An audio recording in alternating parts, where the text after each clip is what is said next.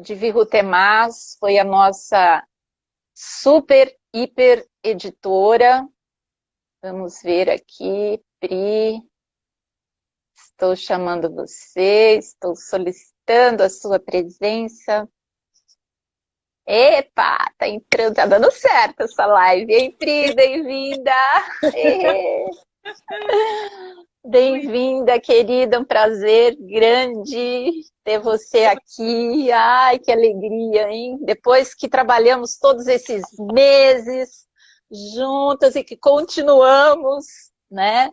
Exato. Priscila também vem da área de russo, também é uma estudiosa de cultura russa, mas tem lá as suas preferências, como todos nós, né? Mas ela tem uma grande capacidade de abarcar aí vários campos do conhecimento também, né? Vygotskiana, com uma pesquisa grande, até o pós-doc, né? No pós-doutorado. Você concluiu o pós-doc já ou não? Concluí em setembro, exato. Pois é, Então, eu tenho muita sorte nessa vida. de, quem está ao seu lado também, você passa essa sorte. de ter E Priscila, então, esteve só dando apresentar o porquê que a Priscila está aqui conosco, né? Da mesma forma que eu contei um pouquinho da Iri. Priscila esteve conosco, estou dizendo esteve, porque foi o momento da edição de Vivo Temaz. Priscila fez a edição desse volume, não foi uma tarefa nem um pouco fácil, nós tivemos pouquíssimo tempo, eu e o Celso fomos completamente temerários, né? E Priscila fez a edição, e Priscila está conosco também em outros projetos. Deixa eu dar aqui o spoiler, Pri. Posso? Claro. Priscila é uma excelente tradutora também, ela está traduzindo para nós esse livro preciosíssimo, que se vincula com a conversa anterior que nós tivemos com a Iri, que é a cineasta contemporânea de Sergei Eisenstein, Sphere Shu. Esse é um único livro que ela escreveu e que a Kinoru está traduzindo por meio da Priscila Marques, e esperamos, com toda a sorte que Priscila diz que tem, e que passa para nós também, editar esse livro agora em 2021. Então, bem-vinda, Pri. Conta um pouquinho para nós das suas aventuras virrutemianas. Oi, boa tarde, Neide. Boa tarde a todo mundo. Estou muito feliz de estar aqui nessa feira tão especial, muito importante para a editora, esse espaço importante de mostrar a disposição de editoras que não têm tanto favorecimento financeiro e de plataformas. Então, acho que é bem importante a gente ter esse lugar do jeito que é possível nesse momento. Se é live no Instagram, então é live no Instagram. Minha primeira live, eu não sei, mas parece que está dando certo. Então, eu queria contar um pouco sobre o trabalho com esse livro maravilhoso que a gente está lançando agora. Vamos lançar oficialmente essa semana, né, Neide? Semana que vem? Sim, semana que entra. Nós vamos estar publicando aqui, noticiando no Instagram e no Facebook. Então, não adianta, a gente não vai contar também muitos spoilers do livro, mas como que o livro entra dentro. Como que ele entra dentro dessa história que a Neide está contando? A Neide está contando a história de uma história de vida da Neide como pesquisadora, como interessada em arte russa, a partir do cinema, mas não apenas, né, com todas as multimodalidades artísticas da cultura russa, e sendo uma grande divulgadora dessa arte no Brasil. E me parece que ele traz é um outro produto, um produto diferente em relação ao catálogo da editora. Vocês estão me vendo, gente? Deu uma congeladinha aqui. Sim? Tá tudo bem aí? Congelou um pouquinho aqui para mim, tá congeladinho, tá? Tá. Deixa eu te mandar uma mensagem aqui, mas agora eu ouvi o tá. Ficou meio devagar, ficou meio ruim para mim, mas vou continuar. Qualquer coisa, vocês me deem um alô no chat, tudo bem? Sim, tô perguntando aqui para Falou as que sim. meninas como é que tá. Sim. Eu não sei, pode ser minha rede, de repente, né?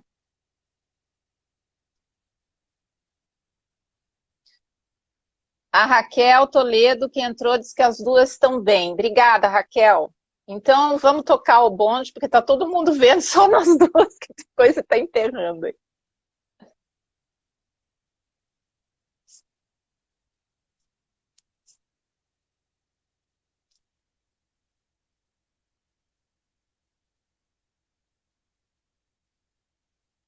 A Iri está dizendo que travou agora, Pri. Travou quem? A Pri ou eu ou as duas?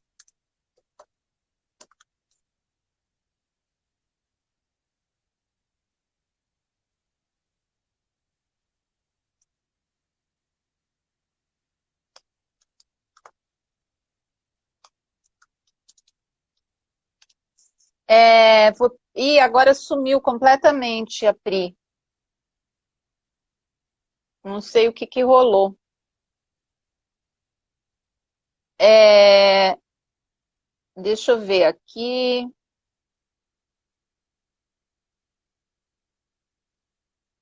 Se eu caço a Priscila aqui de novo, se eu chamo de novo, gente. Um minutinho só.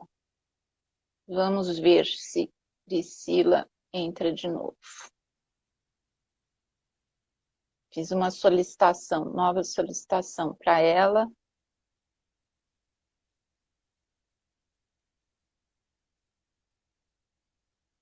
Aguardando.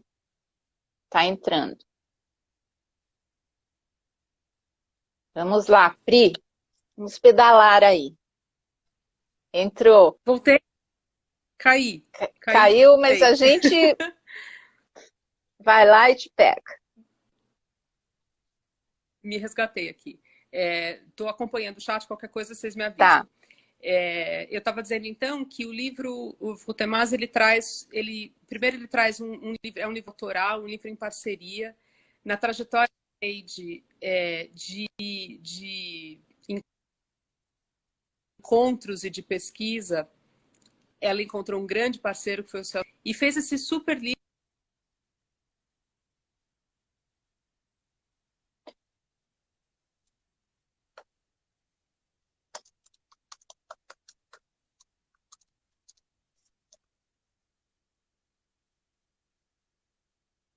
Pri tá travando aqui para mim de novo.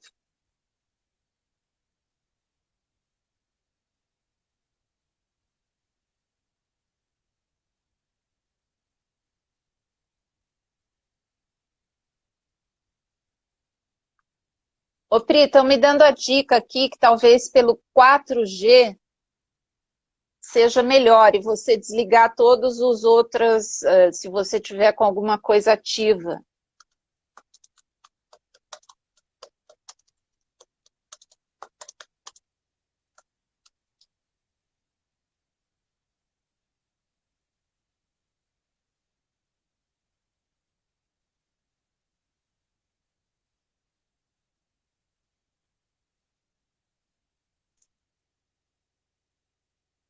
Pri,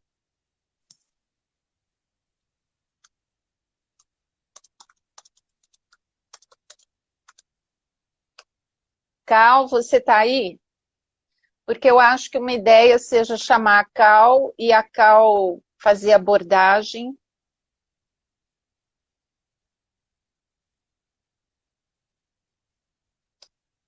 Priscila, vamos tentar mais uma vez, Pri.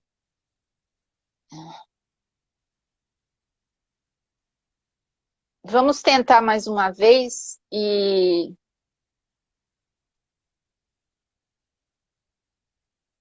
se aí, vamos tentar. Ver se você desliga tudo, porque às vezes em live pode dar esse problema, né?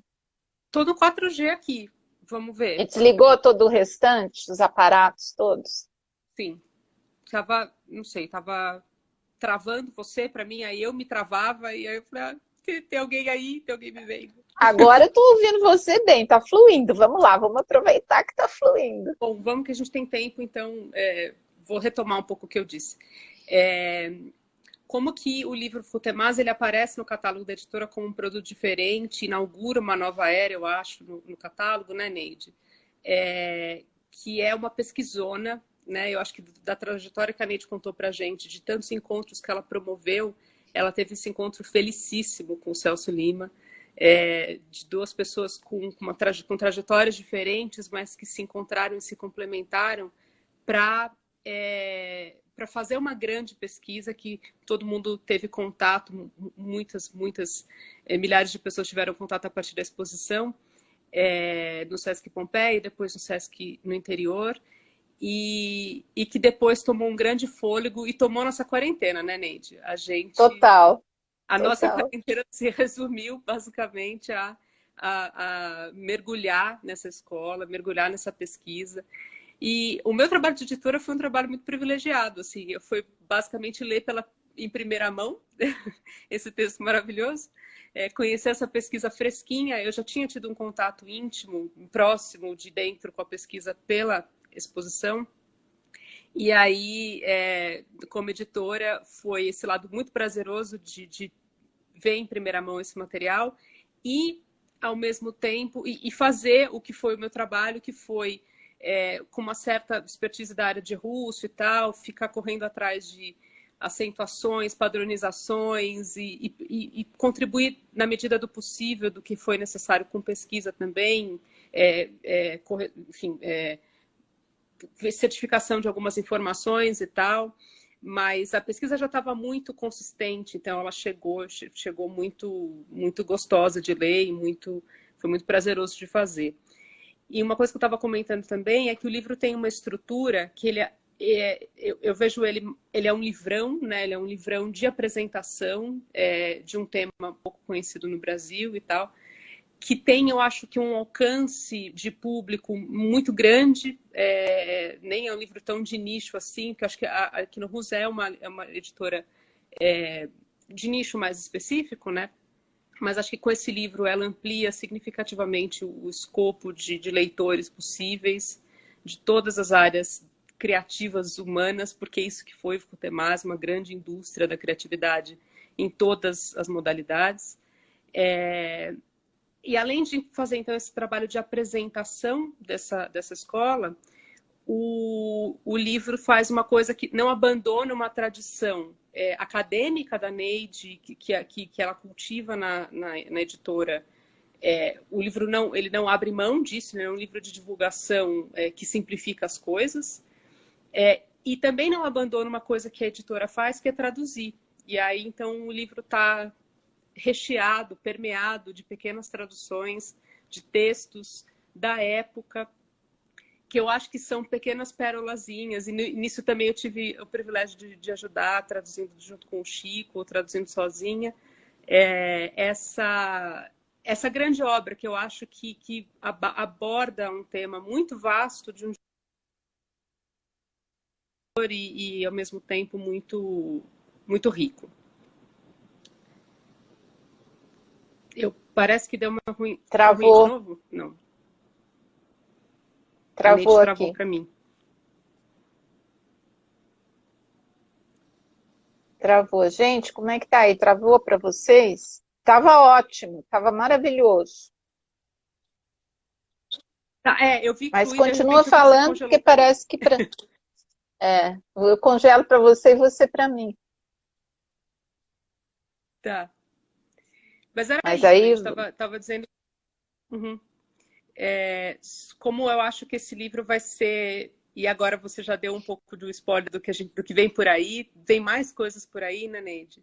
Trabalhos monográficos, novas traduções. Acho que o livro vai dar continuidade, vai dar um novo foco para a história da editora, né? Sim, é que o livro, ele na verdade é uma introdução, né? Editorialmente ele foi pensado como uma introdução para ele poder, inclusive, ambientar o público brasileiro. que já vinha do Espaço Positivo, mas uma coisa é Espaço Positivo e outra é uma obra editorial, né, bem diferente, um catálogo e um livro, tanto que eu até fiz um vídeo recentemente, porque me perguntaram, vocês lançaram o catálogo? Eu falei, não, Kinorusa é uma editora que não faz catálogos de exposição, estamos lançando um livro. Catálogo pertenceu à exposição, pelo Sesc, etc. e tal. Mas, no sentido que você estava falando, sim. Por quê? Porque é uma miríade, né? A gente trabalha nesse livro com uma constelação imensa, são astros, cada um com não só uma produção nos seus campos de fazeres e saberes, como de vida, né? De biografia, é uma riqueza e num embate muito grande naquele momento. Então, editorialmente falando, de fato, nós temos já projetos para 2021 bastante ousados para o momento que a gente está vivendo, nada como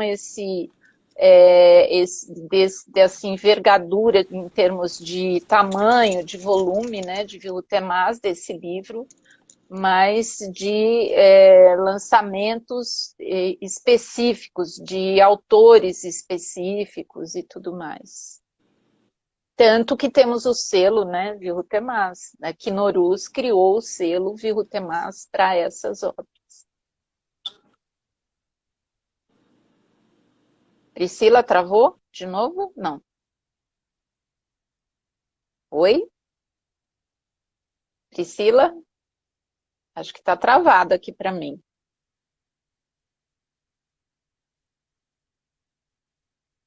Travou, Pri? Sumiu. Eu acho que eu vou chamar a Cal, que está por aí, depois a gente retoma com a Priscila. Aí, deixa eu ver. Maria Cal Levi, você está aí, bonitinha, nos aguardando? Estou chamando você. Chamei.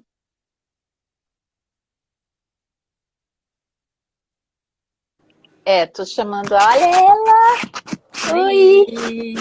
Tudo bom, querida? Tudo. Tá me ouvindo bem? Bem-vinda! Bem-vinda! Eu tô tão feliz com esse trio de mulheres incríveis aqui. Nossa! Que honra estar aqui. Eu sou uma pessoa abençoada. Abençoada, privilegiada. Nossa! E Cal, além de ser esta designer incrível, premiadíssima, nossa, até assim, mas os prêmios à parte, né? Porque o prêmio é maravilhoso, com certeza, a gente não menospreza nem um pouco. Mas Cal também, com todo esse interesse dela pelo design, pela arquitetura russa, caiu de cabeça aí em todo esse trabalho, não só de Viu-Temaz, né? É importante a gente apresentar as nossas parceiras, que são, de fato, são parcerias que não se dão ao acaso. A gente tem reforçado essa fala hoje, porque eu acho que é muito importante, né? Eu sempre digo que na vida a gente não faz absolutamente nada sem mestres. Eu acredito muito nisso, desde muito tempo, continuo acreditando. Então, aí um grande mestre, que não é russo, mas morava assim um pouquinho mais para cima da Rússia, Ingmar Bergman, ele dizia que amava trabalhar sempre com a mesma equipe e que às vezes as pessoas não tinham disponibilidade, mas ele procurava outras, mas enfim, e agregando mais pessoas à equipe, e que na vida dele quase inteira ele foi multiplicando pessoas na equipe, mas sempre indo e retomando, porque também as pessoas nessa área, tanto no cinema quanto do design e arquitetura, se trabalha por projetos, né? Então, quando eu falo assim, eu sou editora sozinha, eu sou editora sozinha, mas cada projeto agrega uma equipe fantástica.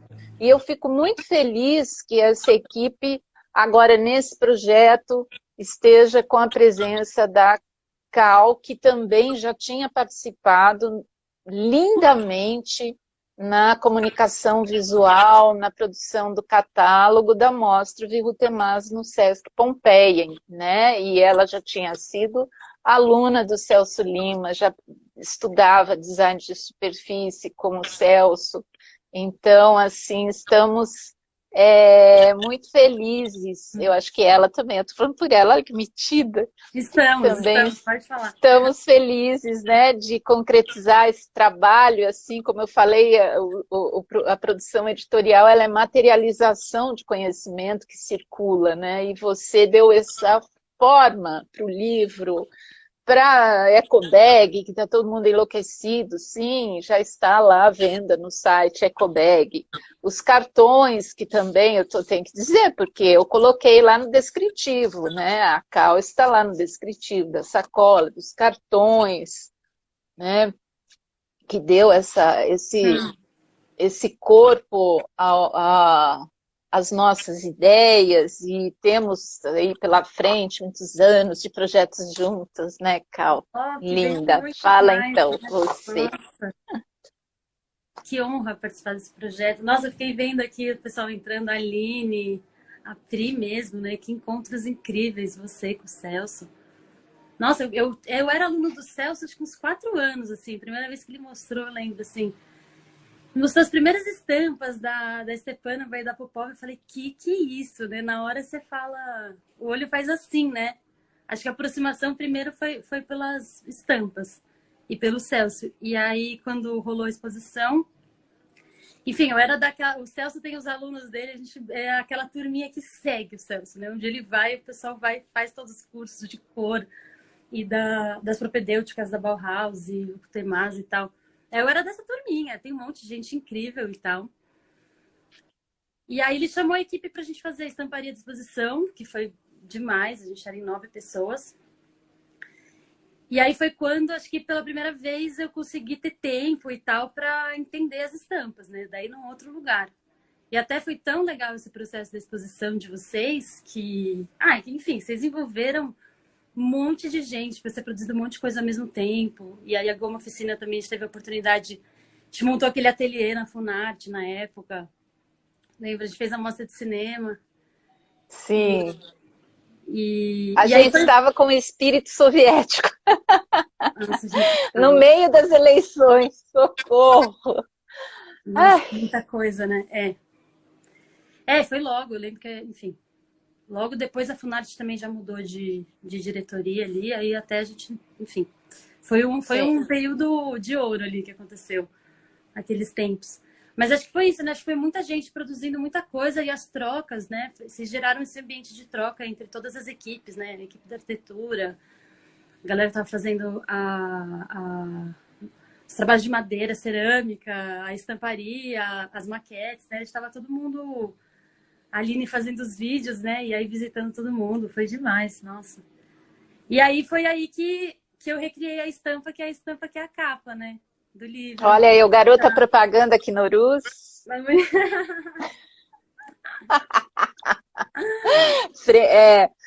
Bom, só a gente até combinou que ia falar isso, né? Mas tudo que a gente combina, a gente não faz. Porque nós fazemos a Feira Miolos...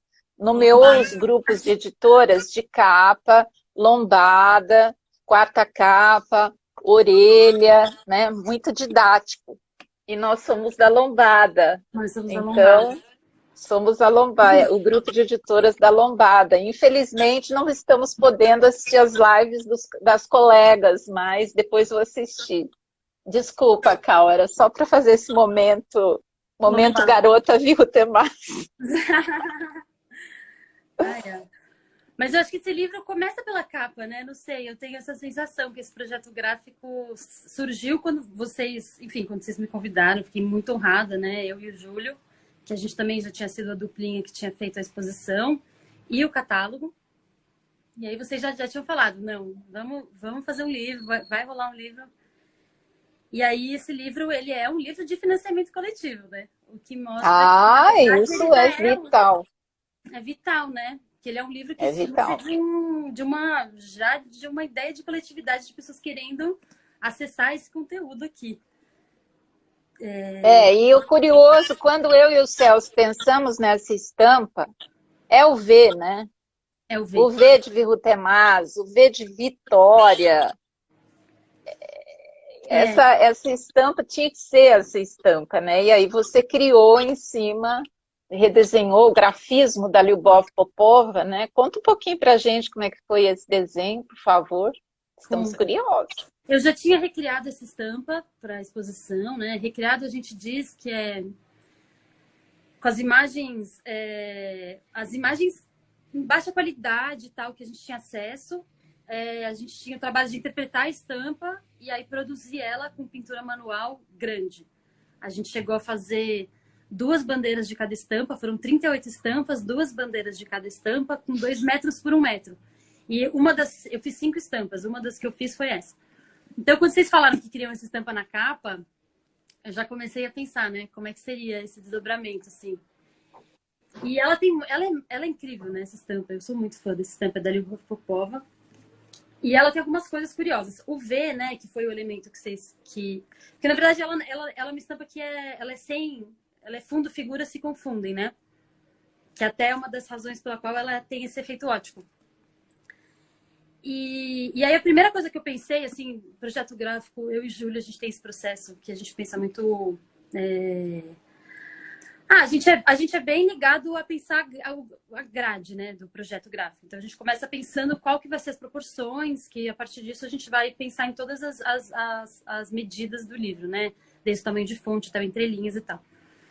E como o V era um elemento principal desse padrão, que era o que vocês queriam ressaltar, eu sabia que essa estampa ela tem uma proporção, ela tem várias grades sobrepostas, na verdade, mas uma delas é uma grade 3x4. Então, ela tem essa proporção 3x4, que é a proporção dessa letra V aqui. Se vocês separarem, ela tem 3x4. E aí foi o formato do livro. Então, a primeira coisa que eu sabia era que eu queria que o livro tivesse formato 3x4. Por conta da estampa, porque eu sabia também que ia encaixar direitinho aqui o módulo dela. Porque também a gente que trabalha com estampa, a gente tenta fazer com que a maneira como a estampa fica inserida, ela fica com o começo e o fim certinho, né? E aí a gente... E isso foi uma mão de obra, hein? Principalmente aqui. Que tem a mesma... Porque quem recebe esse marcador acha que é uma coisa muito banalzinha, né, Cal? Explica para nós. Que não é banal. Não é. Essa estampa é isso, ela tem essa proporção 3x4, assim, que eu acho que ela foi importante. E a escala, isso também era uma coisa, a gente estava na dúvida se a gente colocava grandão, porque tinha essa possibilidade, né? Colocar um V grandão, mas também não ia dar a sensação do padrão, que eu acho que é uma coisa que o Celso sempre fala, né? Que o padrão, ele acontece quando ele acontece, né? Quando ele tá ali aplicado. Se você vê um trecho muito pequeno, você não consegue entender ele raportado, né? Ele repetido. Então, uma das coisas também foi a gente ter pensado essa escala, que não à toa a gente trabalha com 6 colunas. Então, que a gente achou que foi uma escala que dá para você ter essa sensação. Eu mostro aqui enquanto você está falando, acho que fica mais fácil para as pessoas. E aí, outra coisa, tem uma curiosidade dessa estampa que eu acho legal falar, que ela é um desenho que ele foi feito, e se você perceber, ela tem 3 cores, e é a mesma carga de cor de vermelho para preto e para branco. Ou seja, você não tem uma hierarquia entre essas cores, né? E é isso que gera essa mistura de fundo-figura que a gente chama. E aí, por isso, até que a gente fez em 6 colunas a estampa. Tipo, a gente pensou, ou a gente faz em 3, ou em 6 em múltiplos de 3. Porque a gente respeita a própria lógica da estampa, que é sempre trabalhar com as 3 cores. Que também tá aqui, né, Cal? Ó. Boa, que também tá aí. E também tá aqui ela grandona. E eu acho que o isso é fundamental, isso que você está falando, porque é muito bom para as pessoas entenderem, né, qual é o trabalho. Não se trata simplesmente de você pegar um Vzinho, né? Tem toda uma estrutura por trás disso, que é o pensamento construtivo, né? Nossa, eu sou apaixonada por ficar entendendo essas estampas, né? Porque essa estampa, elas são várias grades axonométricas sobrepostas. E a maneira como ela é construída. Então, para mim, esse exercício de ficar tentando entender o que a Popova pensou para fazer estampa é tipo o meu passatempo favorito. Assim, é um estudo, né? O meu mestrado, na Porque é uma verdade. tradução que você faz, né? A gente acabou de... Olha que interessante, a gente acabou de falar sobre a importância da tradução da língua original, né? Que seria o russo. Você está falando de tradução de um pensamento. Eu lembro perfeitamente disso, a gente discutiu muito isso no período da exposição, né? Que é um trabalho que o tradutor de um texto literário, poético, etc., ele faz também, ele tem que entrar dentro da lógica. Então é diferente de você ler um texto francês, de você pegar uma estampa francesa ou inglesa, ou seja lá o que for. É importante se abordar isso. Sim, nossa, com certeza. E eu acho que isso eu acho que é uma coisa até que esse livro ainda vai ter as suas irradiações, assim, que é em relação ao pensamento deles de imagem, né? Eu fiquei pensando nisso. Lendo até Sim. o da Lyubov Popova falando, né, da fotomontagem e a relação deles, que esses desenhos deles concretos, eles não são, para eles não são representações, né? Não existe esse... mas o Florensky, ele já aborda isso teoricamente, não só nesse livro, em outro que eu também estou querendo traduzir e editar, como a gente tem aborda exatamente isso aqui, a questão espacial, é muito diferente, é romper, de fato, a estrutura do espaço renascentista, né? Vamos falar o espaço de representação, exatamente. Sim, nossa, na aula do Bruno Gomide, que até você falou para fazer, ele aborda bastante isso, a relação com representação e simbolismo, assim. É isso, né? Outra lógica. A gente não pode olhar com o olhar europeu. Eu acho que o livro de vocês traz muito isso, né? A gente não pensar que é uma história da arte num outro contexto, que tem influências e trocas com a Europa, mas tem também a sua própria história, né? Assim como acho que o Brasil, né? Países de dimensões, o Bruno sempre fala isso, né? Países de dimensões continentais e na periferia do capitalismo. E são coisas para a gente ficar atento, né? Eu acho que o livro de vocês, assim, pensando na arquitetura, nos estudos mesmo de imagem, enfim, pesquisas que são ligadas mais à estética e tal, acho que vai trazer esses desdobramentos para a gente pensar a imagem como uma ferramenta pedagógica, que eu acho que o livro tem esse subtexto, assim, que é um pouco o que eu estou indo no meu mestrado. Esse pensamento da imagem. E aí, igual você falou da tradução do texto, né? Enfim, a tradução do texto que a Pri fez e você também faz e tal, mas como a gente traduz as imagens e como a gente lê essas imagens, eu acho que é um desafio e é uma inteligência coletiva mesmo, que eu acho que a gente vai começar a conversar mais sobre isso, né? Porque espero. Sim, porque inclusive até eu fiquei pensando assim, na diferença, as estampas produzidas na Bauhaus e as estampas produzidas na Rússia, elas têm lógicas muito diferentes de concepção mesmo de desenho no plano, sabe? Isso diz coisas, né? Assim, acho que são estudos que ainda vale a pena se aprofundar, mas... E tem a ver também com os materiais e as técnicas que você tem à disposição, mas também como você se apropria das ferramentas e utiliza, né? Então, sei lá, se na Bauhaus elas produziam muito no ateliê de tecelagem, que elas tinham aquelas máquinas que produz mais quadriculado, né? Acaba que você tem um quadriculado. Acho que na Rússia, como eles, na Vuctemas, tinha toda essa questão escassa dos materiais, eles vão para uma imersão. E essa coisa também da simetria, né?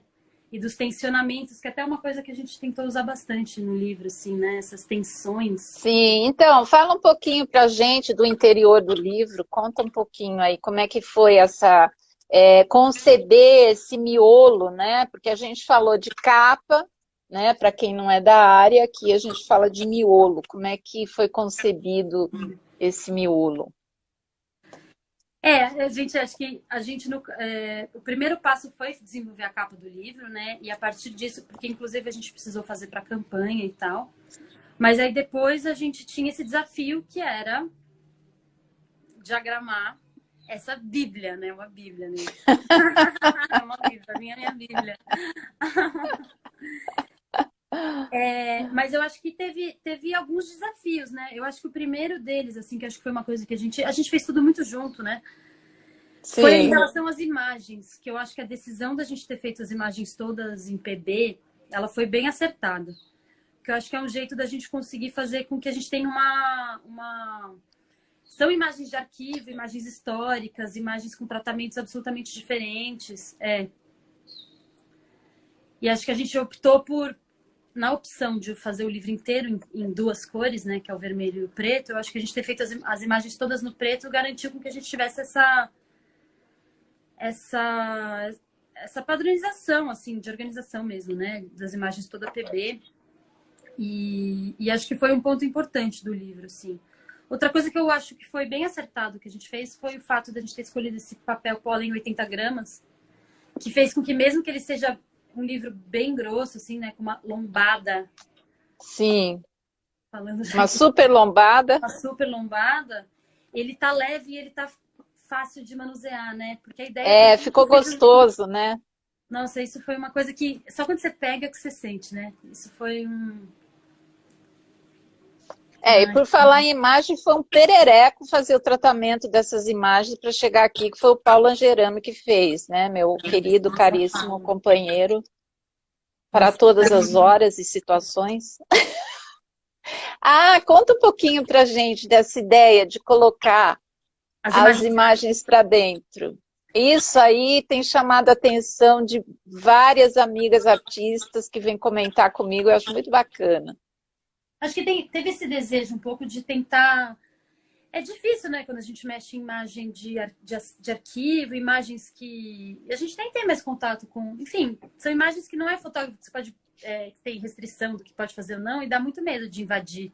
Então a gente tomou muito cuidado para cortar as imagens, ao mesmo tempo que tinha essa intenção de sangrar, né, e ter elas bem... Sim. Assim, né? Na cara. Um impacto, né? Um impacto e quase assim, os donos da história, vamos dizer assim, simbolicamente falando. Sim. E eu acho que aí teve essa intenção das imagens horizontais, para a gente conseguir deixar elas grandes, entendendo também que é um objeto que você gira facilmente, a gente permitiu esse giro. E acaba que esse giro, ele acontece, né? Quando ele está do lado esquerdo do livro, ele é para cá, e quando ele está do lado direito, ele é para cá. E aí a mesma coisa acontece com a numeração. A numeração que para esse lado ela é virada para cá, para esse lado para cá. E para os abres dos capítulos também, que eles são deitados, assim, né? Foi um pouco um jeito que a gente encontrou. Exato. E tem uma outra coisa que esse livro tinha uma dificuldade em termos de diagramação, que... muito conteúdo e um conteúdo muito, muito diverso. Então, tem a maior parte do texto autoral, do Celso e da Neide, mas eles têm cada capítulo, os excertos nos finais, que são textos são outras vozes, né? São textos traduzidos, textos originais. Então, a gente criou essa narrativa que sempre que você tem os abres em preto, são abres de vozes externas, e quando a gente tem os abres vermelhos, são os abres dos autores. E aí, na lateral... Então, isso vai acontecendo que toda vez que você tem essa lateral pretinha, é porque não são os autores falando. Eu acho que isso foi um ponto importante que a gente conseguiu para não ficar confuso, essa questão de quando que o texto é dos autores e quando que o texto é um texto externo. E é isso, o livro é dividido em 3 partes. No final tem uma linha do tempo, que eu acho que também foi um desafio fazer. Ela já estava na exposição, mas aqui ela está bem mais abrangente. Ela está bem mais abrangente. Nossa, e para minha pesquisa... E na exposição você tinha a parede, né, para planejar. Aqui você tinha o espaço, é outra situação. É outra lógica. E nós tivemos a linha do tempo também. Algum dia a gente pode fazer essa conversa com a Aline também, que ela fez isso no vídeo, né? Foi fantástico aquele vídeo que ela fez, a linha do tempo. Verdade. Incrível. Cadê a Aline? A gente pode bolar, não sei se ela tá em outro, ela tá na Estônia, né? O fuso horário dela, acho que já tá para lá, de baixo. Mas a gente pode marcar aí uma conversa dessa, hein? Olha as ideias surgindo na Feira Miolos. Vamos. E você trouxe um texto para ler para a gente, Cal? Que aí depois também vamos ver se a Priscila volta, a gente, e se ela complementa o que ela falou e faz a leitura dela também. Vocês selecionaram. Eu dei uma editadinha aqui, vou ler um pedaço. Por favor. Qual é o trecho que você vai ler? Acho que eu vou ler. Quem tem o livro na mão, já aproveita, já lê junto.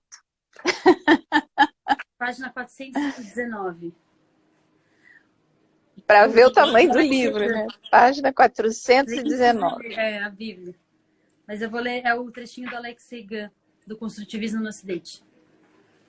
Que é: nosso construtivismo declarou guerra implacável à arte, pois os meios e as características da arte não têm condições de sistematizar o sentimento do ambiente revolucionário. Ele é cimentado pelos êxitos reais da revolução e seus sentimentos são expressos pela produção intelectual material. No Ocidente, o construtivismo confraterniza com a arte. A política de conciliação é a doença crônica do Ocidente.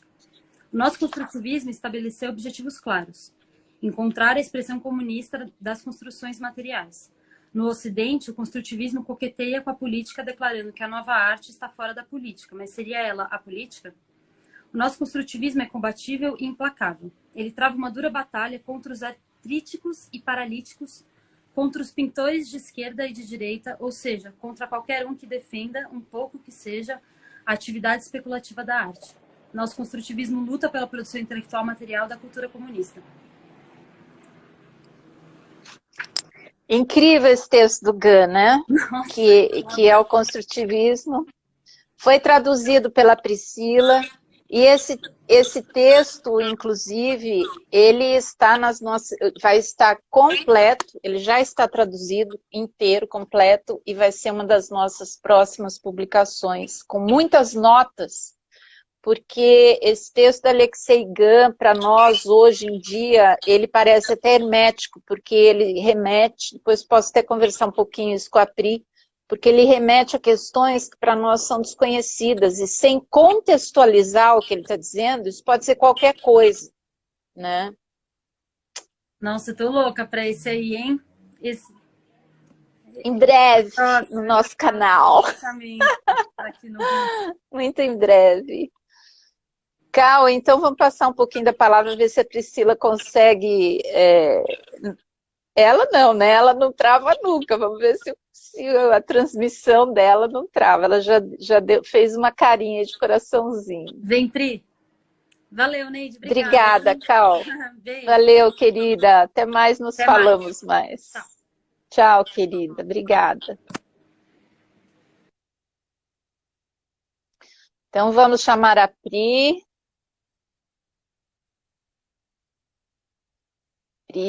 Pri. Vamos lá, minha querida. Solicitei. Está entrando? Agora eu quero ver se a coisa vai travar ou não. Poxa vida, os artríticos e paralíticos foi a minha conexão agora, né? Essa expressão do Gun é maravilhosa, né?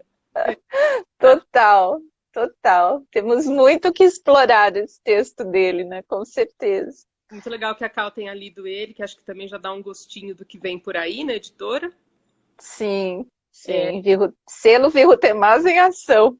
Selo Virrutemaz em ação. É um texto como... A gente conversou antes, né, Neide, sobre fazer ele, eu já tinha feito, mas editorialmente, pensando na história da editora, pensando no público brasileiro, ficou claro para a gente, né, Neide, que não faria sentido colocar esse texto precocemente na roda. Exato. Esse, na verdade, antes da gente conversar, antes de você traduzir, de amadurecer, foi antes... na verdade, ele entrou, a gente estava começando a escrever Virrutemaz. Uhum. E aí nós ponderamos, sim, que era esse livro para ele vir apenas o texto, não é apenas o texto, assim, sem notas, quase como o que a Eri estava comentando sobre os livros do Eysenck, tem cada um que é lançado, tem notas e notas e notas explicativas, não que a gente goste de fazer nota de rodapé, ela tem um sentido de ser, né, no texto, a gente faz, inclusive, não simplesmente a nota de rodapé, mas um texto que por si só ele é uma anotação que se reporta àquele autor, como é o caso desse texto dele, por exemplo, só para exemplificar, já que a gente está falando do Gun, e nós conversamos também sobre isso, é que ele se reporta muito ao Bogdanov, que é um autor que no Brasil,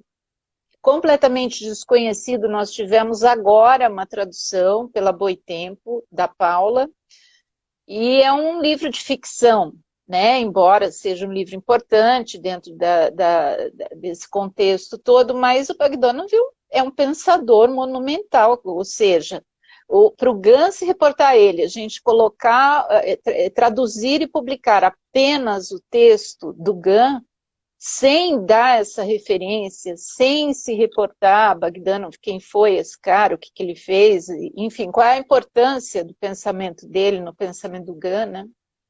São implicações e decisões editoriais de não ser frívolo, de não simplesmente lançar um livro, mas procurar entender o que esse conhecimento que você está levando para o leitor e para a leitora importam, né? Uhum. E ter um terreno preparado, né? Acho que depois do lançamento do Rutemás, com essa palhinha de Gun no final, é assim que a gente fecha o livro, né, Neide? Exato. Acho que a gente tem a semente lançada, porque aí, bom, então tá mais claro de onde fala Gun, de que contexto é esse, quem são os interlocutores, que ambiente cultural é esse no qual ele faz afirmações tão fortes, né? Porque é um livro muito forte. E só uma coisa, já também antecipando, que a gente teve acesso a outras edições desse texto do Gun e ninguém se deu ao trabalho que a gente se deu de caçar as citações. O texto do Gun é uma colagem, né? Uma montagem. Como o Temasco né? Ele cola trechos do Manifesto Comunista, da ideologia alemã, de vários autores. Ele muda tipograficamente para indicar, mas ele não diz a fonte. Inclusive por uma situação que a gente não aceita mais isso. Isso não seria aceito hoje em dia, né? Você não pode citar simplesmente mudando a tipologia.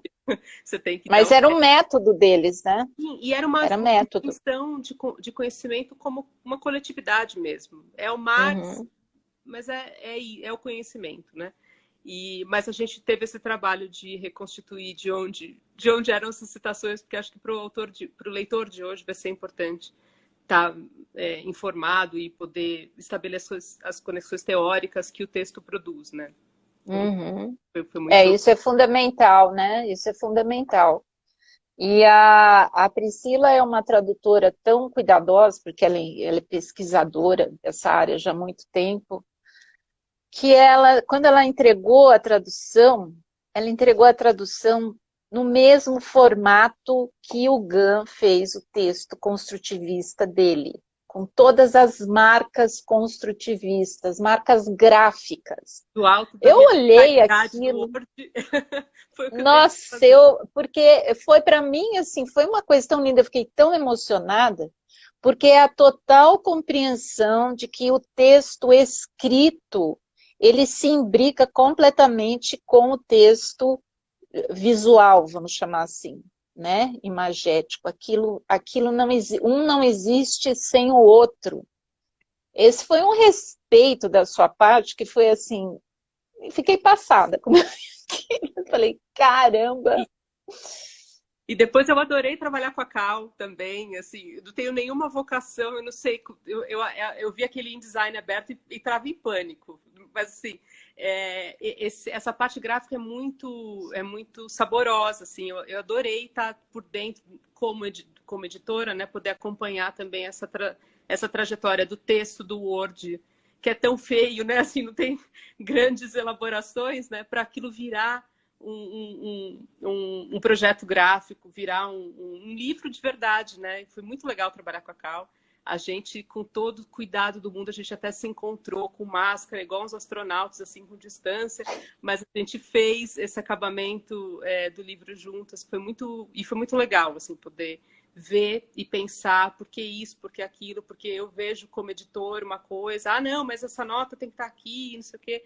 E ela me mostra, não, mas tal coisa. E aí a gente conversou e trabalhou de um jeito muito, muito harmonioso. Foi muito muito legal de fazer. É uma partilha de conhecimento. Eu acho que isso que você está falando, inclusive, pelo que eu pesquiso, pelo que eu sei, pelo que eu ouço, é que os editores e as editoras independentes hoje ainda mantêm, né? Que são esses laços estreitos da equipe, daquele projeto, que é quase aquilo que eu estava contando, que o Bergman prezava tanto a equipe, e o Tarkovsky também prezava muito manter a sua equipe, né? Tanto que enquanto na Rússia a montadora dele sempre foi a mesma, que sabia até o que ele estava pensando. Ela conta isso, que quando ele chegava, sentava, depende se ele suspirava assim ou assado, ela já sabia para onde é que ia a montagem, uma coisa impressionante. E isso, digamos, as grandes editoras, quando elas se tornam corporações, elas perdem completamente, né? São outros os interesses que circulam aí.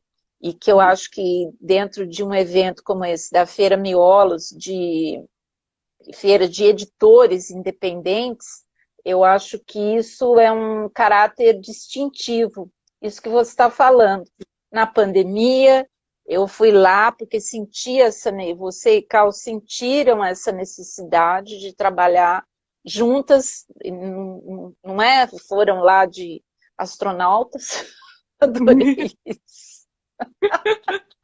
Com todos os cuidados, e chegou lá feito o ET sem poder abraçar, vamos dizer, né? Isso, sem poder abraçar. Os abraços estão para o próximo. Os abraços estão condensados, né? Ô, Neide, então, eu acho que isso que você está tocando. Sim, ia pedir para você fazer leitura, que daqui a pouco a gente encerra, né? Antes que seja tarde. Por favor, Pri. Isso que daqui a pouco nosso tempo está acabando. Eu ia ler um trechinho do Gun, do Magomedov, mas pensando nessa conversa que a gente está tendo agora, eu vou ler um trechinho da introdução, porque tem tudo a ver com o que a gente está dizendo. Esse projeto é um projeto de pessoas de carne e osso que se colocaram com todo o seu espírito para que ele se realizasse. E isso é não só como o projeto se realizou, mas como ele viu o fenômeno que ele estudou. Então, eu queria ler esse trechinho da página 13, número da sorte, que é o seguinte, o último parágrafo. Sem perder de vista os acontecimentos históricos e os embates estéticos que atravessaram o desenvolvimento de cada uma das faculdades descritas nos 8 primeiros capítulos da segunda parte, orientamos nosso relato por uma perspectiva que considera a história como sendo feita por pessoas, por figuras de carne e osso, que tornaram realidade muitas das transformações descritas. A história dos Cutemás é mais do que um fenômeno social que se desenvolveu autonomamente. É a história de homens e mulheres que pretenderam revolucionar a arte e a vida. Ainda como forma de resgatar muitos desses nomes, pouco conhecidos atualmente, apresentamos um capítulo com notas biográficas dos principais mestres que atuaram na escola. O livro consegue essa delicadeza de contar a história da instituição e a história das pessoas, sem ser burocraticamente ir atrás só do arquivo, das fichinhas e dos decretos, mas contar como pessoas, que é o que a gente é aqui, né? Contando a história da editora, como pessoas de carne e osso com histórias de vida, que um dia foi por esse caminho, foi para um programa de pós, enfim, que viveu certos encontros na vida. Assim foi o Cutemás, né? Foi uma história de pessoas que se encontraram, que brigaram. A gente tem bastante briga também aqui nos Cutemás, entre nós não, mas Sim. Era da história, Sim. A história de... E essa relação me encantou muito desde o começo, como você e o Celso lidam com essa história como uma história de carne e osso, não como uma história burocrática, como uma história oficial, de decretos, de sucessões de decretos, de uma coisa, um dia tem a Revolução, outro dia fecha, Stalin vem, fecha tudo, não foi só isso. Foram pessoas, essas pessoas inclusive algumas desapareceram, né? Mas algumas continuaram, então isso está previsto e contado também no livro. Então, eu queria terminar essa minha intervenção, que dessa vez, já que eu não caí, contando que se manteve. contando que acho que isso alinhava um pouco a história da própria editora, a Neide, a Aqui no Rus é a Neide, mas ela é ao mesmo tempo todo esse coletivo que ela conseguiu agrupar em torno dela. E assim, não é à toa, não é por acaso, que ela olhou a história desse jeito tão humano. Inspirada na Fitzpatrick, que fez o mesmo com o Lunacharsky, né? Lunacharsky. É um tipo de história muito viva e muito estimulante. Então, eu acho que tem tudo para engatar e as pessoas vão pegar esse tijolinho aqui e vão até o fim nele, porque é muito envolvente mesmo. Que bom, Pri, que você retomou isso daí. Te agradeço muito, porque isso tem sido objeto das minhas reflexões muito profundas mesmo, ultimamente, pelo que a gente vive mundialmente, não só no nosso país, porque você tocou na parte do texto, que é fundamental, com certeza, sem ele, sem a pesquisa, sem a escrita, sem todo o cuidado, o livro não viria à tona. Mas eu estou há 3 ou quase 4 semanas trabalhando num outro processo que eu jamais imaginei que fosse trabalhar na minha vida, que é a expedição desses livros, né? Que é essa parte. E isso está me fazendo pensar nisso que você falou, enquanto parte humana, porque mundialmente, nós estamos virando máquinas. As pessoas, eu me incluo nisso, elas estão acostumadas que a Amazon e outras lojas, Mercado Livre e tudo mais, elas impõem um ritmo de produtividade para as pessoas que é insano. Então a pessoa está acostumada, ai que maravilha, eu comprei hoje e recebo amanhã. Gente, vamos parar para pensar quem é que faz esse livro chegar amanhã, porque ninguém pensa mais nas pessoas, são corporações que escravizam as pessoas. Outro dia, inclusive, no meu Instagram apareceu uma propaganda da Samsung que raramente fico escrevendo coisas, acabei escrevendo porque eu não suportei aquilo. Produza mais. Eu falei, o quê? Como assim produza mais, cara pálida? Escreveu assim, como assim produza mais? Onde é que vocês estão querendo levar o mundo? Produzir coisas de qualidade? Ok. Mas por que produzir mais?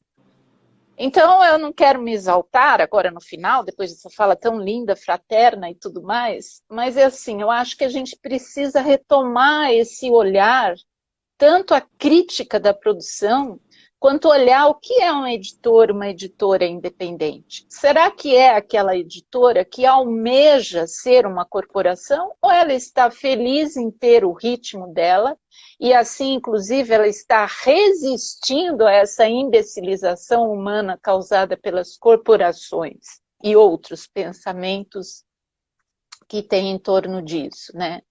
Então, nosso livro, retomando, ele é, de fato, uma ideia e um jeito de encarar as coisas que eu acho que eu e o Celso temos realmente uma afinidade e um jeito de imbricar as nossas diferenças, porque a gente é muito diferente um do outro e, digamos, são essas diferenças que fazem com que as coisas aconteçam dessa maneira, não as igualdades que também temos, mas é de recolocar, digamos, o humano dentro dessa operação construtiva e não dentro dessa produção, dessa produtividade, né?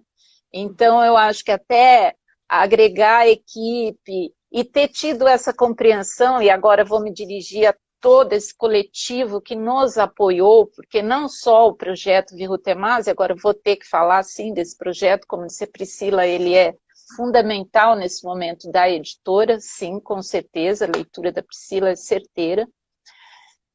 As pessoas, o coletivo, foram mais de 500 pessoas que fizeram com que esse livro viesse à tona e tiveram a paciência sacrossanta no meio da pandemia, no meio de toda a sua ansiedade, de esperar que esse livro ficasse pronto e que chegasse às suas casas, aos seus endereços.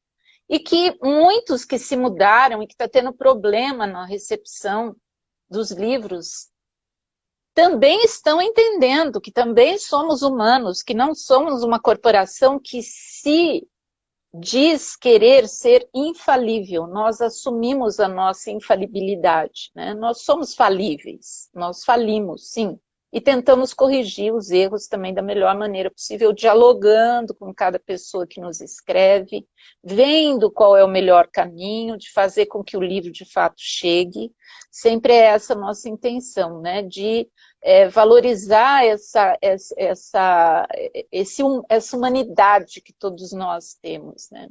Então, eu fico muito feliz de você ter abordado essa questão, Priscila. Aliás, eu fico feliz com a abordagem sua, da Eri, da Cal, e acho que fica aí o convite para quem também nos assistiu, nos prestigiou e que vai nos assistir ainda, porque isso vai ficar gravado no canal da Quinoruz, do Instagram.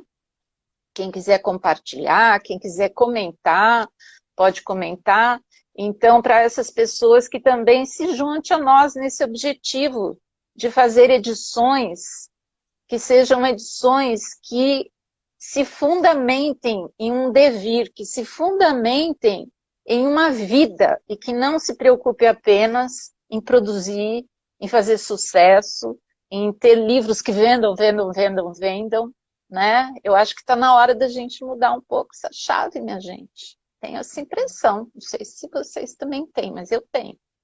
Então, eu agradeço demais quem nos prestigiou aqui, em especial a Priscila, a Eri e a Cal, e todos vocês que ficaram aqui, que por sinal está terminando com o número 13. Pri, veja você, que incrível. Estou vendo aqui, 13 pessoas assistindo. 13 é o nosso número, hein?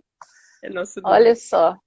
Obrigada, gente. Muito obrigada. Então, espero que novos encontros venham aí, que sejam muito frutíferos. Obrigada a todos. Obrigada à Feira, a Cecília Arbovale, ao João Varela, da Lote 42, que fazem isso acontecer. Vocês são magníficos, gente. Vamos lá, vamos seguindo. Obrigada.